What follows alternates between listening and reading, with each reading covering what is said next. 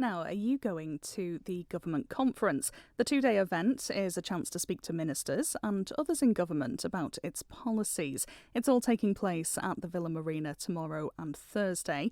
And the Cabinet Office Minister Kate Lord-Brennan joins us this morning. So, Minister, for those who are going, what can they expect? Good morning. Well, it's actually a great event for people who don't usually engage with government or get the chance to understand directly about government policies. So people can expect to hear about the key topics that they would perhaps want to be more directly informed about, starting off with education and skills as the first overall topic tomorrow evening. That's Wednesday evening. In the morning of Thursday, there's a focus around finance and budgets and update to do with the economic strategy. And the afternoon of the Thursday also focuses on updates to do with built environment reform, infrastructure projects, and a lot of the things that we've been working on to try and improve and develop the built environment around us, infrastructure long term as well. So how many people are you expecting to attend over the 2 days? Well, we've actually got nearly 500 registered to attend on each day.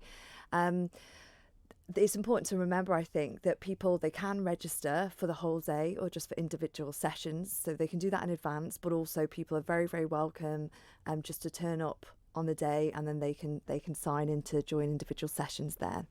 Now, we've talked about this event a couple of times with a couple of your colleagues over the last week or so, and the feedback we get from listeners tends to be that they'd be more likely to go if it was on the weekend, or they think government should be listening anyway, regardless of having this 2-day event. What is your response to feedback like that?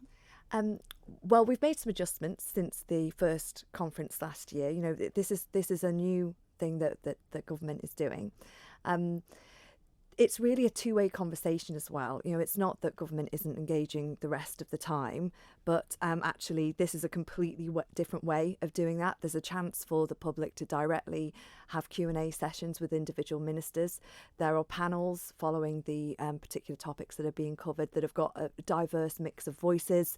So it's really a completely different way of doing things. If you think about it, usually, and you guys will know, government can communicate by sending out press releases. Constituency MHKs hold political surgeries, and ministers get questioned in Tynwald, and often announcements are made there too. This is very direct, particularly for people that are wanting to find out more about government's plans. We are expecting some key announcements to be made at this conference. I'll flag that now.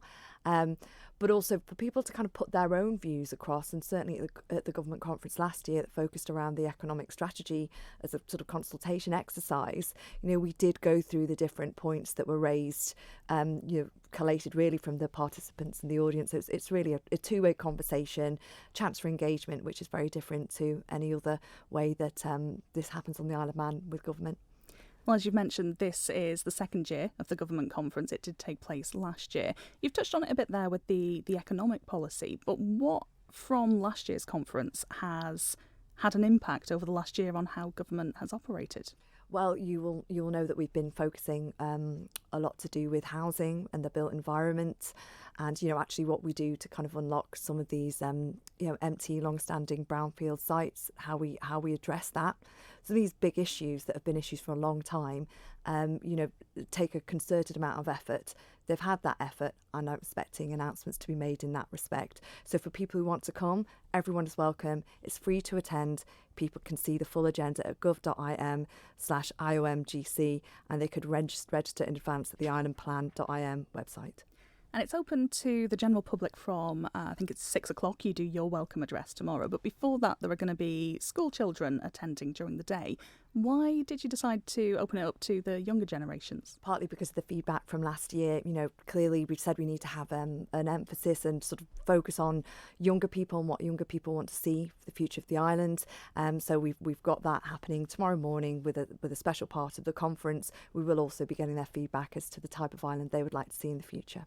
That's the Cabinet Office Minister Kate Lord-Brennan.